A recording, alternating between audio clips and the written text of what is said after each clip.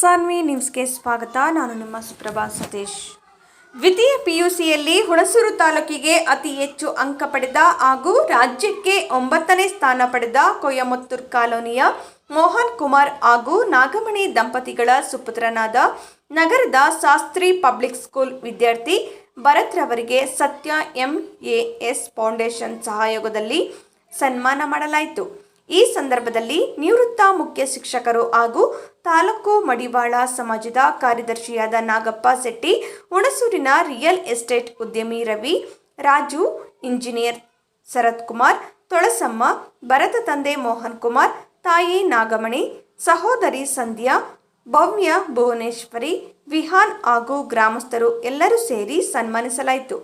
ಈ ಸಂದರ್ಭದಲ್ಲಿ ಪ್ರತಿಭಾವಂತ ವಿದ್ಯಾರ್ಥಿ ಭರತ್ ಮಾತನಾಡಿ, ನಾನು ಮುಂದಿನ ದಿನಗಳಲ್ಲಿ MBBS ಮಾಡಿ ವೈದ್ಯನಾಗಿ ಬಡ ಜನರ ಸೇವೆ ಸಲ್ಲಿಸಬೇಕೆಂಬ ಇಚ್ಛೆಯುಳ್ಳವನಾಗಿರುತ್ತೇನೆ ಎಂದನು. ಈ ಸಂದರ್ಭದಲ್ಲಿ ಸತ್ಯಪ್ಪರವರು ಮಾತನಾಡಿ, ಗ್ರಾಮೀಣ ಭಾಗದ ವಿದ್ಯಾರ್ಥಿ ಉತ್ತಮ ಅಂಕ ಪಡೆದು ರಾಜ್ಯ ಮಟ್ಟದಲ್ಲಿ ಗುರುತಿಸಿಕೊಂಡಿರುವುದು ತಾಲೂಕಿಗೆ ಹೆಮ್ಮೆಯ ವಿಷಯ. ಈ ವಿದ್ಯಾರ್ಥಿಯ ಸಾಧನೆಗೆ ಶ್ರಮಿಸಿದ ಶಾಸ್ತ್ರಿ ಶಾಲೆಯ ವ್ಯವಸ್ಥಾಪಕರು, ಅಧ್ಯಾಪಕರ ವೃಂದದವರಿಗೆ ಸತ್ಯಪ್ಪ ಧನ್ಯವಾದ ತಿಳಿಸಿದರು.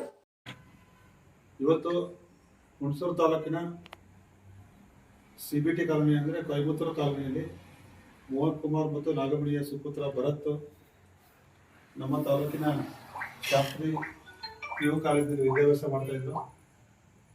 ಇತ್ತೀಚೆಗೆ ನಡೆದಂಥ PUC ಪರೀಕ್ಷೆಯಲ್ಲಿ ವಿಜ್ಞಾನ ವಿಭಾಗದಲ್ಲಿ ಕರ್ನಾಟಕ ರಾಜ್ಯಕ್ಕೆ 9ನೇ ರ್ಯಾಂಕ್ ಪಡೆಯುವ ಮೂಲಕ ಇಡೀ ರಾಜ್ಯಕ್ಕೆ ಹಾಗೂ ಹುಣಸೂರು ತಾಲೂಕಿಗೆ ಕೀರ್ತಿ ತರುವ ಮೂಲಕ ಭರತ್ ಎಲ್ಲ ವಿದ್ಯಾರ್ಥಿಗಳಿಗೆ ಮಾದರಿಯಾಗಿ ಒಂದು ಹೆಚ್ಚು ಅಂಕ ಪಡೆಯುವ ಮೂಲಕ ಇನ್ನೂ ಅನೇಕ ಯುವಕ ಯುವತಿಯರಿಗೆ ಒಂದು ಆದರ್ಶರಾಗಿದ್ದಾರೆ.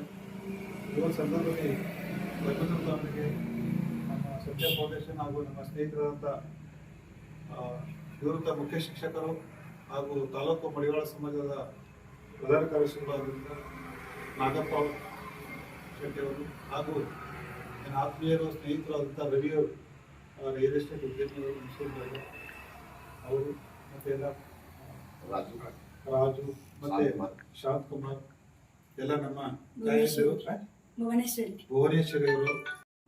ಹುಣಸೂರು ತಾಲೂಕಿನ CBT ಕಾಲೋನಿ ಅಂದರೆ ಕೊಯಮತ್ತೂರು ಕಾಲೋನಿಯನ್ನು ದಿವಂಗತ ದೇವರಾಜ ಅರಸು ಅವರು, ಮಾಜಿ ಮುಖ್ಯಮಂತ್ರಿಗಳು, ರೈತನ ಕರ್ಕೊಂಡು ಇಲ್ಲಿ ಒಂದು ಸೊಸೈಟಿಯನ್ನು ಓಪನ್ ಮಾಡೋ ಮೂಲಕ ಇಲ್ಲಿ ನಮ್ಮ ತಾಲೂಕಲ್ಲಿ ಅತಿ ಹೆಚ್ಚು ಅನುಭವವುಳ್ಳ ರೈತರು ಯಾರು ಇದ್ದರೆ ಅದು ನಮ್ಮ CBT ಕಾಲೋನಿ ಅಂತ ನಾನು ಅದು ಭಾವಿಸ್ತೀನಿ. ಯಾಕೆಂದರೆ ಉತ್ತಮವಾಗಿ ಬೆಳೆ ತೆಗೆದರೆ ಅಡಿಕೆ ಇರ್ಬೋದು, ಬಾಳೆ ಇರ್ಬೋದು, ಯಾವುದೇ ಬೆಳೆ ಇದ್ದರೂ ನಿಷ್ಠೆಯಿಂದ ಅವರು, ಅವರ ಕುಟುಂಬದವರ ಪತ್ನಿ ಇರ್ಬೋದು, ಮಹಿಳೆಯರು ಇರ್ಬೋದು, ಮತ್ತು ಪುರುಷರು ಇರ್ಬೋದು, ತುಂಬ ಕಷ್ಟಪಟ್ಟು ವ್ಯವಸಾಯದಲ್ಲಿ ಬೆಳೀತಾರೆ, ಶ್ರಮ ಹಾಕ್ತಾರೆ.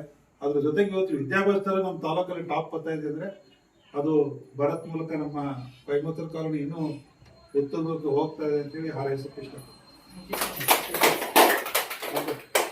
ನೀಟಾಗಿ ಚೆನ್ನಾಗಿ ಬರುತ್ತೆ. ಕಂಗ್ರ್ಯಾಚುಲೇಷನ್.